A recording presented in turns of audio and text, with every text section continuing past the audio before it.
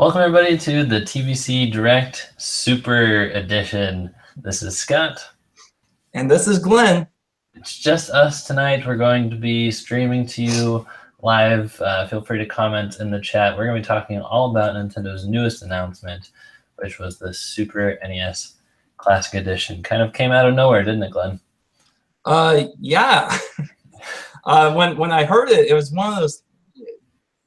It's this weird combination of surprise and, well, yeah, obviously, and then more surprise because it's one of those things where it's so obvious I don't actually expect Nintendo to do it.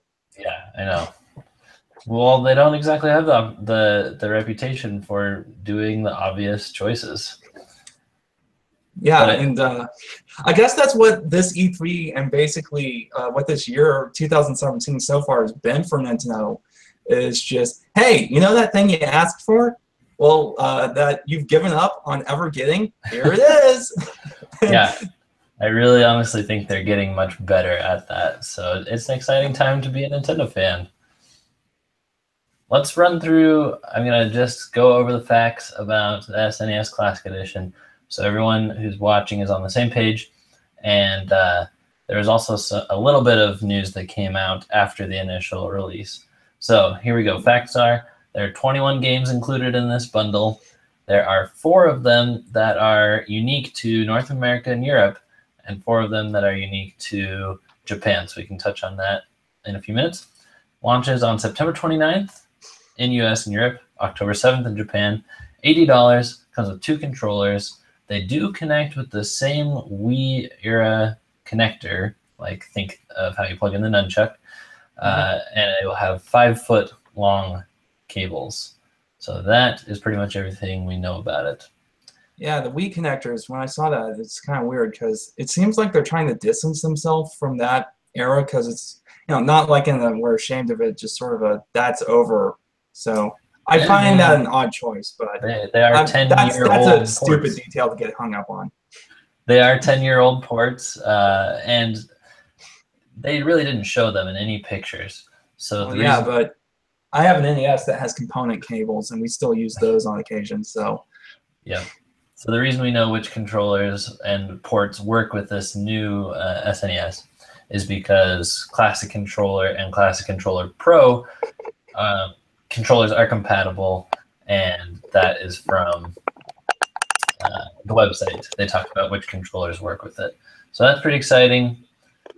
You can use them on your Wii Virtual Console games if you want. Sorry, I'm readjusting my camera because that's going to mess up the audio, I'm sure. It's all good.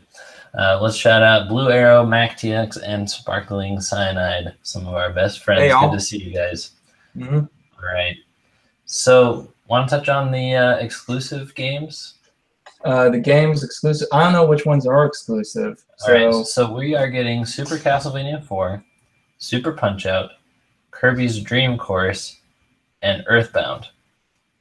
And the trade-off for that is Japan won't get those games. They are getting Legend of the Mystical Ninja, Super Formation Soccer, Tetris Attack, and Fire Emblem Mystery of the Emblem. So Fire Emblem is probably the only one that kind of hurts that we're missing. Yeah. Well, Legend of the Mystical Ninja, it did get a North American release, and it is tough as nails, but it's actually a pretty fun game, especially if you play with a friend. But yeah, it's one of those weird cases where playing with a friend actually makes it harder. It's a Konami game, so old school Konami difficulty. Konami code? Actually, in Mystical Ninja, there's a you can like walk into houses and talk to people, and one of the NPCs will tell you if you enter up, up, down, down, left, right, B, A, nothing will happen. So, all right. It's kind of in the game. Another shout out for Nick Fernandez. Thank you everyone for watching live. We're gonna have a really good time here. We better talk about the elephant in the room or the fox in the room, right? Yeah, again, that thing we've always asked for, and they've never given us, and we just gave up on it, and now we're getting it. What universe do I live in? Is this a sign of the end times? Yes. I don't understand it either. It's really insane. A game that was completed and mastered 25 years ago. That is longer than I have been alive. And And it is just as long as I've been alive as of Sunday. So that's like my parents wanting to have a child before I was born, deciding not to, and just today conceiving me. that is a really weird analogy, but okay. It's unbelievable. So I don't know if it's good or not. It hasn't been really reviewed officially. It's been leaked on the internet. So while we've gotten a version that's like 95% complete. Right. So you can find reviews of it. The YouTuber I like, again, strong language warning because he does swear, but Some Call Me Johnny does a review of Star Fox 2. So Some Call Me Johnny. Okay. yeah, Cool. He's known for a lot. He does a lot of stuff, but he does a lot of Nintendo stuff and also a lot of Sonic the Hedgehog stuff. So I like what Sparkling Cyanide said. My neighbor needs to stop mowing their lawn. Don't they know Two Button Crew is live right now? And then he slams his window closed. Funny. and So Nick Fernandez says, I skipped the NES Mini in hopes that they would do a Super NES Mini. And, well, I mean, did you have an option to even buy an NES Mini in the first place? yeah. No, I understand. I'm not really... I know this is sacrilege for a video game, for a Nintendo fan to say, but I'm not really a huge fan of NES games because they're from that kind of period where they were still figuring things out, so a lot of this stuff doesn't age well. It was rough. Yeah, I am really excited about this Classic Edition because I played mostly NES games and largely skipped the SNES catalog. So this is going to be an amazing that never owned the Super Nintendo sad trombone thing. I never owned a Super Nintendo sad trombone. Yep, that's from our That's website, from the website, right? People. Go to the About page. Our About page. There's some funny stuff on there. So yeah, I'm really going to get to catch up on this stuff. I mean, I got a few things through Virtual Console, like Link to the Past, but I've never played Earthbound. I've never played Super Punch-Out. I've never played most of these games.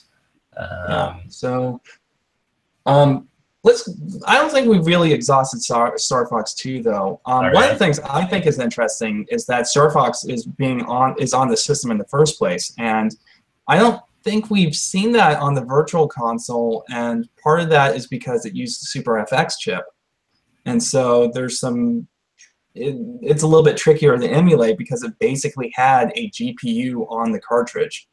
Which I could geek out about that all day, just how cartridges allowed you to do stuff like that. Or this is Sega, but the lock-on cartridges for Sonic and Knuckles was also a cool thing. But yeah, there was some debate on whether or not Nintendo would be able to work out whatever licensing issues they're having with the FX chip. So it's really nice that they were able to figure that all out legally and get to bring us this product, and sooner than I expected. So when does it come out? I don't actually know. It is September 29th in the US, and that is quite a bit earlier than the NES Classic Edition. A wild Simeon has appeared. Simeon! We cannot hear you yet. Make sure you set your audio input to your microphone there. And just hop in when you're ready, Simeon. Also, we're going to be recording this for like sort of a podcast kind of audio-only version, so record it with the Audacity as well. Yep. Let's talk about the cost real quick, Glenn, because it is a little more expensive. You have to factor in... Well, Super Nintendo games are just better. Yeah. They're 2 times as many bits better. We hear you, Sim. Yay! All right, so we're going to talk about the price of the SNES Classic Edition. It's $80. Compared to the NES's $60, you can offset that by $10 when you consider that they're including a second controller, and they must be doing that because the attach rate was just insanely high, if not 100%. And we predicted last year that the SNES Classic Edition, if it was going to be a thing, would cost a little bit more. Do you guys think $80 is a fair price? You're getting 21 games, one of them previously unreleased, and it is for the most part, a pretty packed all-star roster. And some of these you can't get on like Virtual Console, like the Super Nintendo version of Yoshi's Island, which, from what I understand, is pretty much agreed upon to be the superior version. Like, not that the Game Boy Advance version's bad. I've played it and I enjoyed it, but it's just, the bigger screen work and the color palettes and all that work better on the Super Nintendo. So, I mean, there is definitely some collector's value in that. Yeah, there's only a few games on this list I'm a little bit iffy about. Me too. That said, you I are agree. fewer. Yeah, I'm sorry to talk so much. Oh no, not at all. I think that it's a fair asking price, especially if you keep in mind the Virtual Console prices for these games. If you were to straight up just say dollar for dollar amount just for the games, that's less than $4 a game. And if you're going to buy them from Virtual Console, it's definitely going to be more than $5 for each of these games. Yeah, it's like 8 for Super Nintendo games. Yeah, 16-bit games, basically. Yeah. Yeah, so basically you're getting, and then like you said, subtract 10 for the extra controller, subtract 10 for the original controller, and then how much are you going to subtract for hardware? You're literally paying like $2 a game, and like you said, an unreleased game. And most of these games are pretty much AAA quality games. We don't have any ice climbers in the group. I think we might have some that aren't the greatest, but nothing. I'm a little iffy about Super Ghouls and Ghosts, but because. Oh yeah, that's the one that I haven't really played. It's too difficult for me, so I don't even try. So yeah, I forgot that one was in there. Unkind things about that, but I hear it's not nearly as bad as the original. Simeon, how does the library overlap with your physical collection? With my physical collection, probably, I mean, quite a bit. I wouldn't say. Let me real quick pull up the roster. I honestly do not have too many SNES games since I started collecting. In 2002 maybe. We didn't have an SNES up until then. So let me pull up the GameCube era, SNES era, same difference. Yes, essentially for me they were the same difference. There it is. I was looking for the official Nintendo site. My guess is that most of the games that I have are on here, except for like the really terrible ones that we happen to end up with, like Batman Forever, and just give our thoughts on it. So let's see. Okay, I don't have images on mine. I'm running a little slow today here, guys. Same here. You said you wanted to discuss each title on the console? Yeah, just briefly. Okay, Super Castlevania 4. I do have that because mine is alphabetized. Oh, I am looking. I put the North American exclusives up at the top, and then it'll be okay. Super Castlevania, never played it. Here it's really good, and it's not nearly as unfair as the other Castlevania games, so which is probably why people like it so much. Super Punch-Out? Super Punch-Out? Definitely my favorite in the entire Punch-Out series. Simeon, were you going to say something? Oh, I was going to say on Super Castlevania 4, I do have it on Virtual Console, and I've played it, and it is really difficult, but it is a lot of fun. Super Punch-Out, I have played the original Punch-Out one time, so I am completely Super unfamiliar Punch-Out with a lot of it. Very different from the original Punch-Out. It's a lot more arcade feeling. There is that pattern recognition, but like if you play Punch-Out for Wii, which as I understand is very similar to the NES game. I haven't spent much time with the NES game, but The Punch-Out for Wii is like almost a puzzle game. And Super Punch-Out, and that was one of the things that I didn't like about it. Great game, don't get me wrong, but I didn't like the fact that, you know, it was sort of, you couldn't hit people until you dodged in most cases, or you had like a very specific window. Super Punch-Out, if you know what you're doing, yeah, you can just wail on someone. And the game actually rewards you for being quick to the punch, so to speak. And that, like, the faster you knock someone down, the less likely they are to get back up. So if you like blitz someone in 7 seconds, they're usually just down for the count. That's awesome. So, I mean, I would pretty much say the same thing on all of these games, which is haven't played it yet, and I'm excited to try it out. But we got Kirby's Dream Course, and that is golf, right? yeah, the miniature golf specifically. Okay, I like miniature golf. That should be fun. Yeah. We also have Earthbound. That is a good game. You kind of have to wade through it, so to speak. It can be a bit of a slog, but at times. All right. Contra 3, The Alien Wars. Never played it, but you know. That game is so stinking difficult. That is probably one of the most difficult games I've ever played. I played it through it one time with a Game Genie where I had infinite lives, and I was playing with somebody else, and it was so hard. I can't imagine people actually beating that game. Like, I can imagine people beating the original Contra, because I've gotten pretty far, even without the 30 live code. The Konami code? But this game, yeah, the Konami code. If I use the Konami code, I can beat Contra. This game, I cannot beat. I cannot imagine actually beating this game. All right. Donkey Kong Country, we're just getting the original one, not the 2 sequels. Yeah, and I never really played the Donkey Kong Country games, but as I understand it, the second one's the best, like, bar none. So at this point, I start to wonder, why not just include them? I mean, they have the files. Yeah. This console already has less games than the NES Classic, so I was actually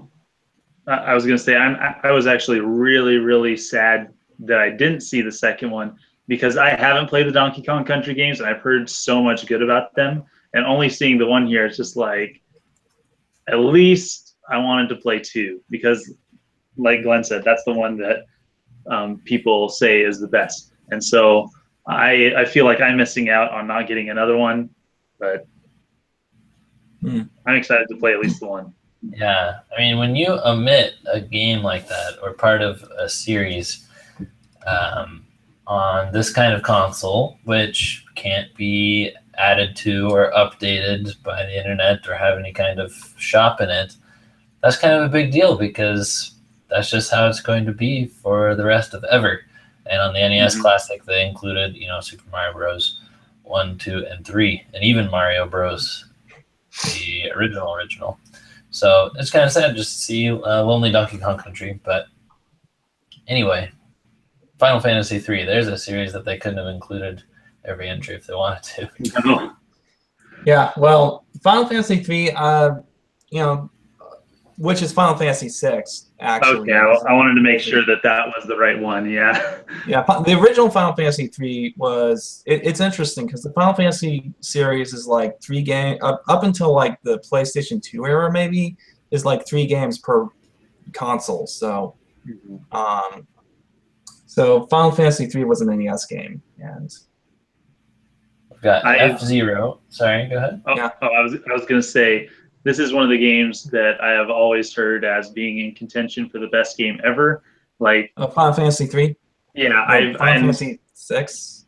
Yeah, and because, a lot of people actually prefer it over 7, which, when 7 came out, 7 was like, oh my goodness, it's the best game ever. But like since then, I've heard much more people say that this game is actually the best in the series, mostly because of the villain, Kefka, which a freaky clown is always, yeah, he's kind of like a Joker, sort of. Yeah. I've played it. I've also played about 10 hours of Final Fantasy VII, and just mechanically, Final Fantasy VI is a more engaging game. Because Final Fantasy VII has like some points where the rules just become kind of unclear and inconsistent in what you can and can't do.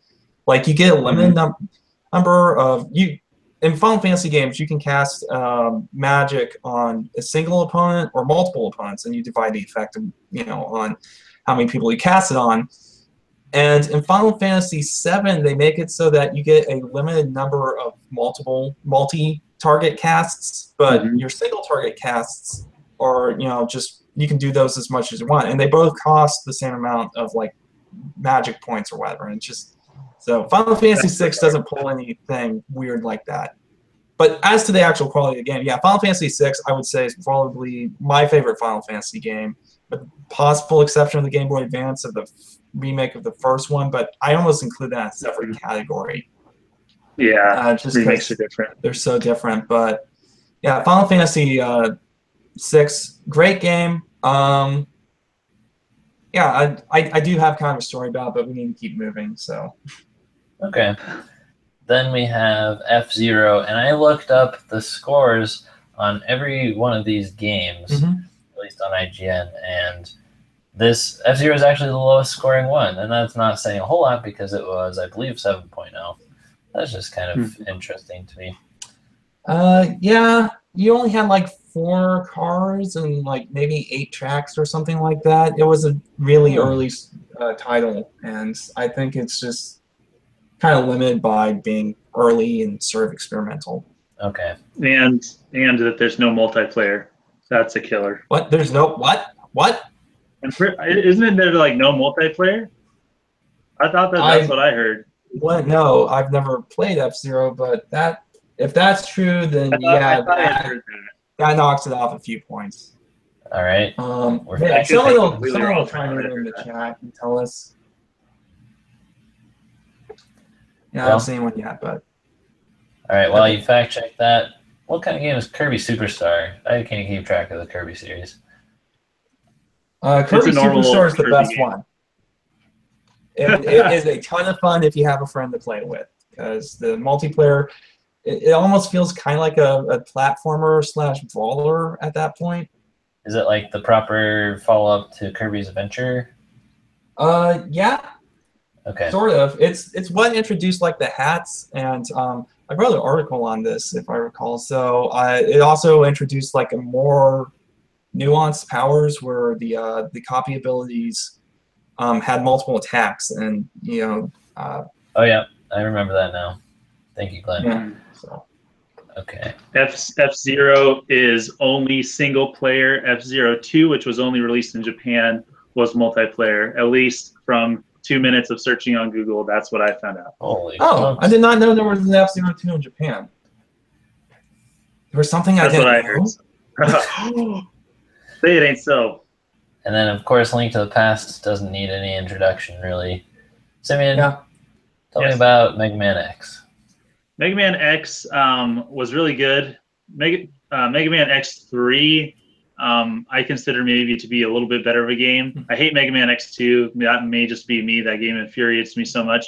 I think including the first one was the perfect choice. You hate X2? I played through it 2 times, and the second time I played through it, I was so aggravated. Well, okay, what specifically? Okay. I felt like some of the control, like the control to obstacle like connection. I don't know if that makes any sense, but it didn't quite. The obstacles that they made you navigate were not fine-tuned to the controls. Yes, okay. and that's the way at least I felt. Mega Man X3, I felt was a harder game, but it was more fair. Like the boss fights were more difficult. But there's something about X2, especially the second time that I went through it, that just rubbed me the wrong way. And just like, oh. Yeah. Well, I did not like this is off topic. X2 has a soft spot in my heart because it's really what kind of introduced. I think that was the first Mega Man game I played. Just period. So. You know, it's not a bad game. Oh, It's and just I'm something not about it. like saying I am so offended. No, it's you know, it's just a matter of it's always interesting to hear someone, you know, talk about a game that you like or you have a soft spot for some reason, and you know, criticizing. You know, if they have good reasons, good. My philosophy is always you're allowed to disagree with me so long as you have a good reason. Yeah, yeah, the reason.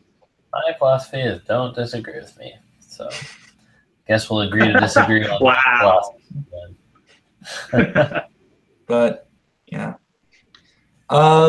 Secret of Mana. Next was a great good list, game. I think. Secret of Mana is Yeah. next, and I've heard that that is a 3-player RPG Yeah, style I'm kind of wondering how game. they're going to do that. They're not going to do it. Bummer. Yeah. Simeon. I have played Secret of Mana, and I played it 3-player because I got it on the Wii, and I have 2 brothers, so it's like the perfect thing for perfect RPG. Because you know, normally when you have 2 brothers, it's like, oh well, you know, we have this 4th character slot, but we're not using it, so we always feel like we have a suboptimal party. Here, that's not the case. And Secret of Mana, it's you know, it's kind of a cult classic, has a soft place in several people's hearts, and a lot of people think that it's an underrated gem, and the game sucks. It sucks so bad. Mac TX says he doesn't agree with me, so I need to find like the block button. There we go. Yeah, Okay. find it. But yeah, Secret of Mana is just, it is clunky. It is clunky as just you know, like the magic system doesn't really work. Oh, Sparkling Cyanide just gave us a super chat or whatever. What? So thanks for that, Sparkling Cyanide. What is a super chat? So he pays a little fee, and then his chat gets to remain visible in the box for a while. So let's read it. He says, 2Uncrew live streams are the best kind of live streams. Sending my favorite number to you fellas. Thanks for all you do. His favorite number is 14. That's really cool. You could have just sent 14 cents if it was about number 14. Wow. No, thank you so much. We really appreciate it. Actually, okay, a little tangent just about how much we appreciate this support is YouTube is a little funny in that they will not send you any money from advertisements or super chats until you've built up a certain amount. You have to make a $100 check in order for them to put it in the mail. Until that time, YouTube hangs on to your money. Well, we had advertisements on our channel for quite a while, and we built up, I don't know, $75, I think, worth of revenue. And then we just decided this is going so slowly, we'd rather go ad-free and go on Patreon. So we're actually never going to see that money. But this is the second super chat that Sparkling Cyanide has sent us, and that's going to put us really close to getting over that $100 hump, and we'll get to put that money back onto the channel soon. So in other words, send us more money and then nothing afterwards. Yeah, exactly. Oh yeah, that would probably be smart. Well, thank you everyone who's watching right now. If you're enjoying this, go ahead and click like real quick, and we'll move on. We're discussing each of the SNES Classic Edition games, and that brings us to Star Fox and Star Fox 2. I played Star Fox 64 to death. So my question is, do you guys think that it's going to be worth it to go back and play this one? Because from my understanding, the 64 version is pretty much a remake. Yeah, and it's weird because the 64 version, it's not a Star Fox Zero remake. They actually changed some things. Like, the backstory of the Star Fox crew is that they're, I think in the Super Nintendo version, they're older than they are in the 64 version, and they, like, were formerly members of the Cornerian Army and had, like, a dishonorable discharge. It was kind of darker. Oh, okay. Yeah. You know, that sort of we need to be saved by the renegades that we shunned kind of plot. But, yeah, I've played it, and it is really hard to get used to controlling a spaceship with a D-pad. And I won't say it's even a bad game. It's just you really have to get used to it in that, like, that buttery smooth 15 frames per second. Well, I will try to get used to it. I will at least beat the first level because that's what you have to do to unlock Star Fox 2. Oh, there are unlocking conditions. Yes. So that's what everyone knows. I hear Star Fox 2 is actually much easier. Okay. And Cool. Star Fox 2 is interesting because it's kind of like the DS game in that there's sort of a pseudo-strategy element to it. That's awesome. Oh, I did hear about that. Yeah, I've heard that Star Fox Command borrows heavily from some of the gameplay concepts of Star Fox 2. And then the other ones, like the Walker and things like that, show up in Star Fox Zero. So some of these cool ideas are going to be back. We'll be able to play them for the first time. And I learned in an article by IGN today or yesterday why the game originally got canceled, and it was really no fault of the game. It was that Nintendo looked at the gaming landscape, and they saw that they were competing with the PlayStation 1 and which Sega console was it at the time? Saturn. And they thought that the game just didn't look good enough compared to what was being sold those days. But now that this is a nostalgia play and 16-bit gaming is back in style again, this is great. And I think that they're pushing Star Fox 2 so hard and giving it like top billing on the website and on the packaging and stuff like that. And it's going a long way to keep the reception of this announcement positive when people maybe could complain about there being less games or the price being higher. Really, Star Fox 2 is bringing the hype, so I'm excited. Yeah, well, basically what they're doing is they're saying you can't complain about this because this is the only legitimate way to own this game. That's true. So, I'm wondering how many people are just going to pay $80 just to get Star Fox 2. Yeah, I think that will be a selling point. And I do have a few things to say about these two games. Is first of all, yeah, the graphics were always a turnoff for me because the few times that I did get to play a Super Nintendo or like see a Super Nintendo played when I was a kid, it was already past the time where we had a Saturn or a Dreamcast, and it was kind of a turnoff seeing the polygons. So I don't like the way that it works, but I think historically it's more important than. Yeah. Well, I mean, if you grew up playing the Sega 32X, then that would have been like not that weird. That's true. 32X looked like. Street Fighter. Also, 2. I know that. I was gonna say I know that Scott and my friend Matt Gee, he actually found out about this before me and messaged me before I had even seen this. He told me to keep him in the loop because he heard about the NES Classic. He's like, if they make a Super Nintendo Classic, you're my inside guy. You need to tell me when it comes out. And he actually messaged me beforehand, and I know that this is one of his favorite games. Simeon, you're supposed to get press releases. I don't open them. I have too many emails. I don't open those things. He must have found out. Yeah. I'm sure he found out before me, but we'll need a press release shot caller from Nintendo. That'd be better. So one more thing before we move on to Street Fighter, that I find kind of interesting is that the original Star Fox. Remember in Star Fox 64, where every time you start a level, you'd have that weird garbled walk sound. Yes. And I always, as a kid, wondered who was saying that because it didn't sound like General Pepper and any of that. That's from the Super Nintendo game. That garbled voice clip is from the Super Nintendo game. Yeah, that's awesome. Another thing that blows my mind is that they actually do have voice clips in some Super Nintendo games. Super Punch-Out is another one. Actually, Super Punch-Out, all the voices, if I recall correctly, all the voices were done by Charles Martinet, voice of Mario. There's a fun fact. Wow, that's awesome. That's awesome. Street Fighter. I did want to make one last point on Star Fox 2. Is if Star Fox Command borrowed a lot from Star Fox 2, I'm sure it'd be fun just as a, this is something that people haven't played yet or legitimately played yet. But I wanted to just take this moment, any moment I can get, to tell everyone how big of an abomination Star Fox Command was.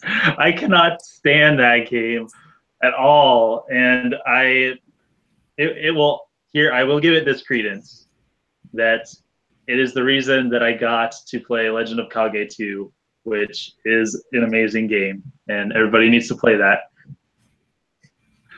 Legend of Kage, I don't think I've heard of that one. I must give you credit where credit is due also, Simeon. Last year in August, we made the assumption that an SNES Classic Edition would be in the works at some point. We made a 30-game wish list. And one of your games was Star Fox 2. And I will admit something.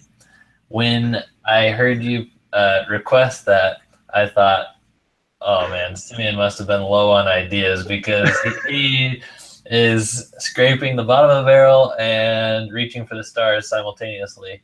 Reaching for the Star Fox. I will say this. Is I knew that when I put it on that list, here's what I knew. I knew that I had to put it on the list because nobody else would put it on their list. And I knew that when I put it on the list, I'm like, there's like no chance. I mean, there's no way. And so when I saw that they were actually using Star Fox 2, I was like, yes. Okay. Does anyone have anything to say about Street Fighter 2? Good. I have a soft spot for Street Fighter 2. Now, Super Street Fighter 2 is my preferred version of the game. I haven't played Super 2 Turbo or Hyper Edition. Yeah, there are too many. Dang it, Capcom. But yeah, I have a soft spot for it because it's what got me into fighting games. I mean, I played Smash Brothers before that, a few others, but you know, Smash Brothers is not a traditional fighting game. We did talk about as much as the tournament scene tries to make it into one. Sorry, I can't resist. Well, we'll see how you feel about it being a fighting game after I get through with you in Smash Bros. How about that? Shots fired. Hey, I'm not saying that I'm better than anyone at Smash Brothers, okay? But Street Fighter 2, I have a soft spot for it because that got me into fighting games, and you know, if it weren't for that, I probably wouldn't find stuff like Virtua Fighter 2 and. I'm glad that this will be on it, so it'll feel not as bad as for skipping the whatever Street Fighter came out on Switch. I'll save a little bit of money. Goals and Ghosts we already touched on. Super Mario Kart, is this one worth going back and playing? Yes. I've only played it a couple times. I mean, says yes. Okay, I'll default to Simeon's judgment then, because I don't really have an informed opinion. I really, really enjoy this version of the game, but you know, I don't know if my opinion can be trusted because I love the Wii version. I'm one of those people. I think it was one of those games. I have not kept up with Mario Kart. It was one of those games that I was surprised that I actually liked, because the first time I saw it, I'd already played Mario Kart 64, and I saw this. I'm like, this is dumb. This is like 2D graphics, you know, drawn on paper that you're moving along. And I thought it looked terrible at the time, but I mean, looking back now, it didn't look too bad, and it plays. Well, I mean, to be fair, Mario Kart 64 is actually kind of 2D graphics, because if you look at all the racers, that's true. Those are two-dimensional sprites. That's true.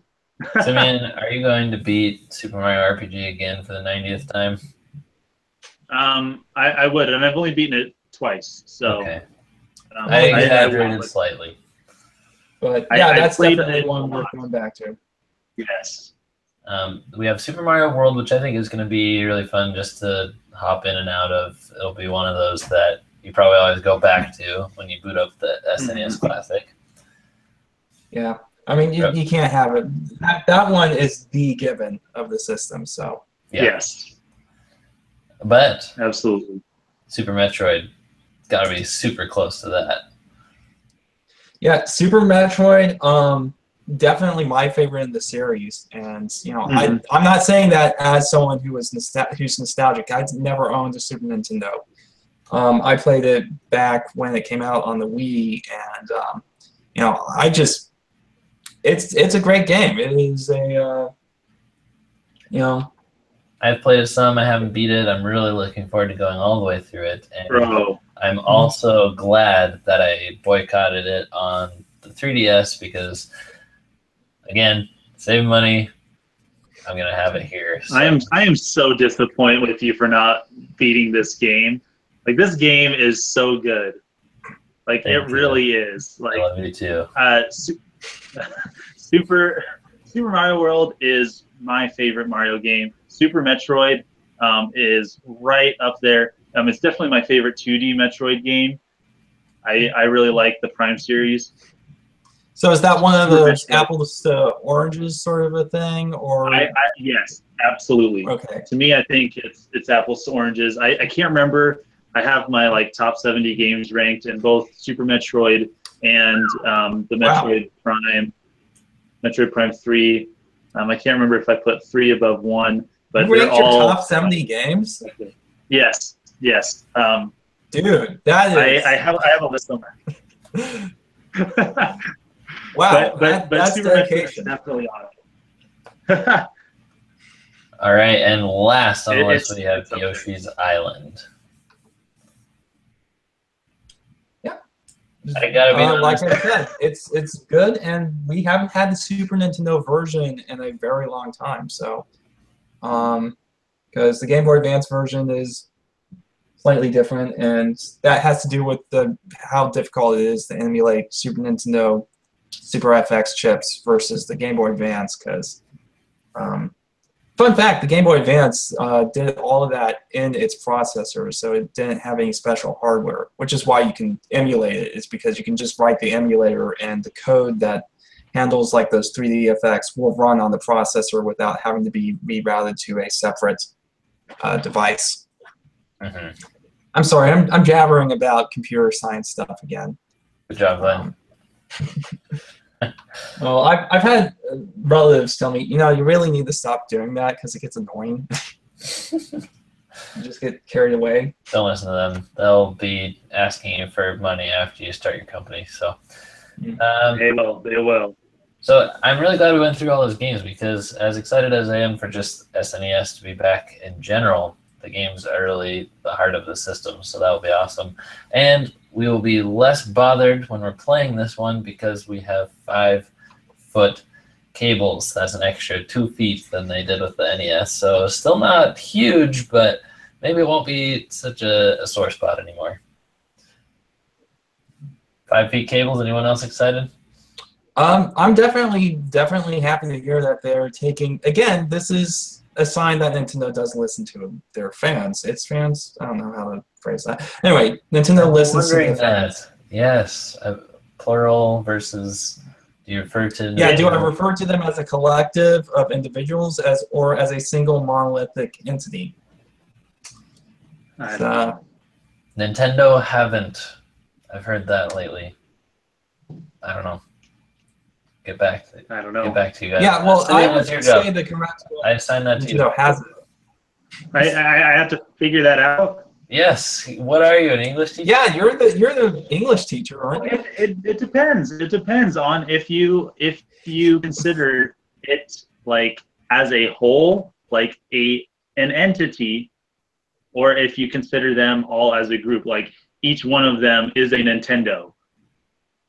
Or if it's a group of people, or if the group itself, like it would be. Actually, no, I'm going to change my mind. It would be singular, because if you have like Boy Scouts of America, that is considered a singular noun, because it's one group of people. So Nintendo, I would best to call it singular. Good. I'm more comfortable with that. I got a couple more questions for you guys. This announcement came so quickly after E3 that we had to have another TBC Direct in the month of June. Should this have been a part of E3? Yes. I don't know where they would have fit it. This is one of those things where it's like, how much awesome do you deliver at one time in one payload? And this kind of has to do with an upcoming article I've written that talks about, if you throw too much good stuff and make it too continuous, people just kind of get desensitized to it. It's like eating a bunch of candy. It stops tasting good after a while. So maybe Nintendo wanted to space it out simply to simply to keep it from getting like buried under all the other news, and just give it sort of its own moment to have some focus. Yeah. So I guess the question was, should they have? I don't know. They won E3 in a lot of people's eyes with what they had, so it's just strange that they didn't space it out more to me, and maybe they didn't space it out more because it's coming out sooner. And I like that move because releasing in late September will allow there to be more shipments before Black Friday, and they ran into a lot of trouble with that last year. Yeah, Sparkling Cyanide asks, do you guys think Nintendo delayed Switch Virtual Console because of the Super Nintendo Classic, or just coincidence? That's a great question. What do you think, Simeon? Possible.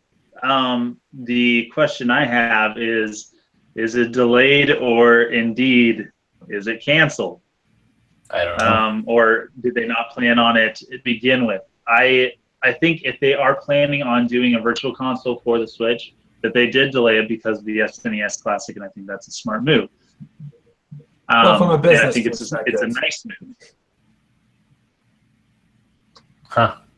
Huh? From a business perspective, it's a smart move. I mean, I guess as a fan, it kind of smarts not to have the virtual console sooner, but that's true. But also, how much money are people going to save from buying SNES games for the 4th time in a row before they buy? Okay, yeah, I can see where you're coming from. So it's kind of nice, smart business decision, kind of nice. Would you buy the Super Nintendo games again because you can play them on the go?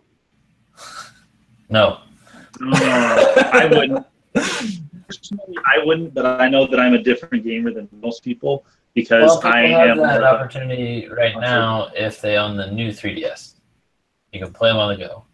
So we have that option. Yeah. This is super exciting. This is what I was looking forward to even last year, the moment that the NES Classic Edition got announced, because I know I bought those 8-bit games 5 times, but the SNES library is stronger in a lot of ways. It's where my experience is lacking in a lot of ways, and this is just turning out to be a really good package. So all that's left is to buy one. That will be interesting. It releases on a Friday, which means it releases the midnight of Thursday. And if I have to stay up on a work night, I guess that's what I'll do. Not going to let this one pass me up. But pre-orders will probably go like that. You guys have a strategy or anything? Well, me personally, I've already played most of the games that are on the system that I want to. Don't say it. Are you about to say it? I don't plan on picking it up. Oh.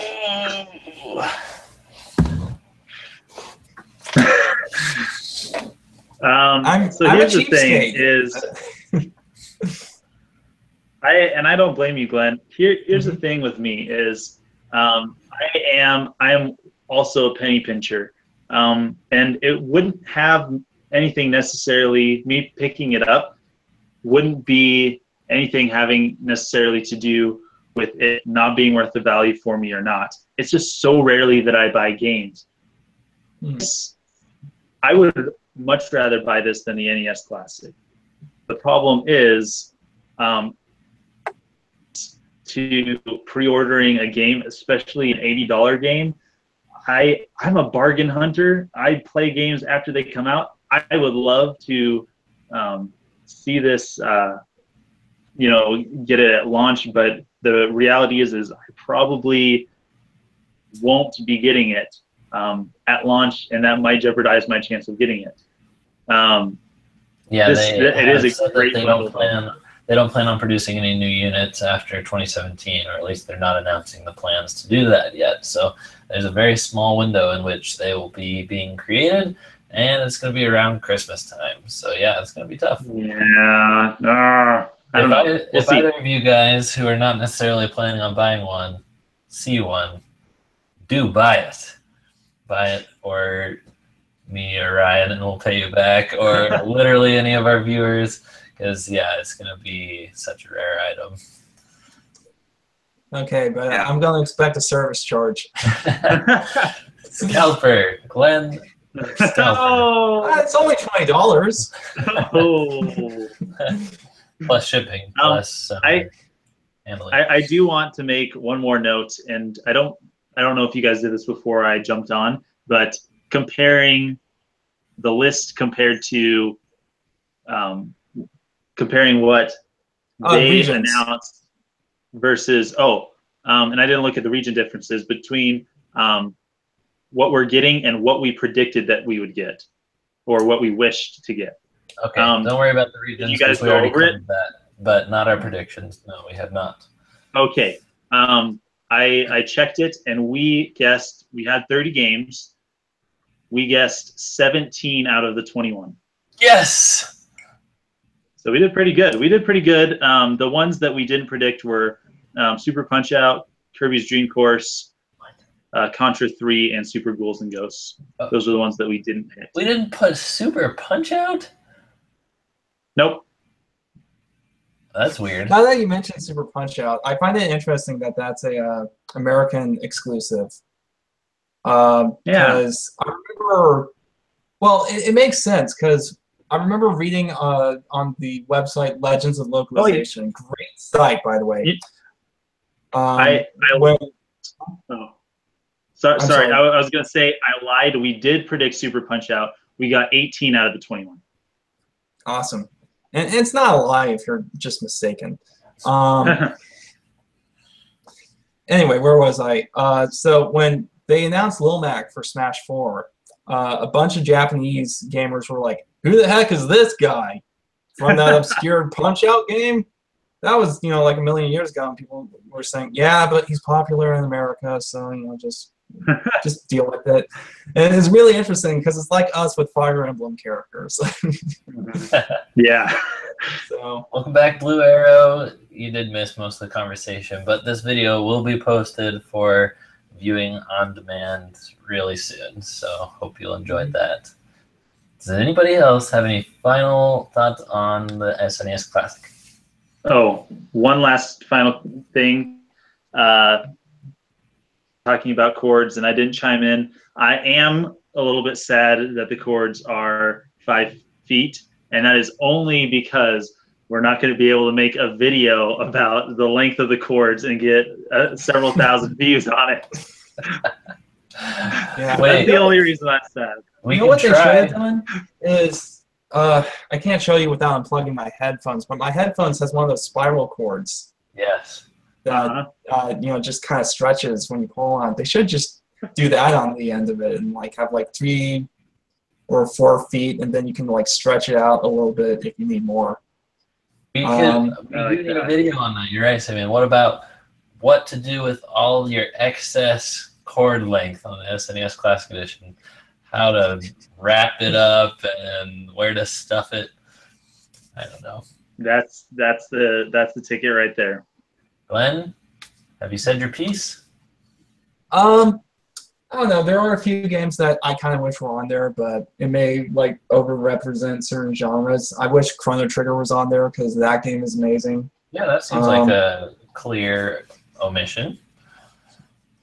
Yeah, and really fun. It plays a lot like Final Fantasy 3, 6, whatever. So maybe that's why they didn't include it, but yeah, it's, I don't know. All right. I think it's a better game than Final Fantasy 6, to be honest. Yeah. I hear you. I've heard similar sentiments online. Well, guys, that brings us to the end of our notes. In summary, today we learned that Glenn is a scalper, Simeon is a liar, and I am a tyrant. And who a blocks lizard people. that predicts the future. And my confession is that I am a tyrant who blocks people for not agreeing with me. So it's been a pretty productive evening. Thank you, fellas, for joining us and streaming live. Absolutely, my joy. All right. Simeon, I really like the painting, the felt animals behind you. Maybe we should keep that up for our regular show. Our regular show is Monday through Friday on our YouTube channel. Please subscribe if you are new to the crew. We talk about Nintendo-related videos every time. And our last announcement for this stream is that we are super close to starting a podcast, which is a lot like this discussion.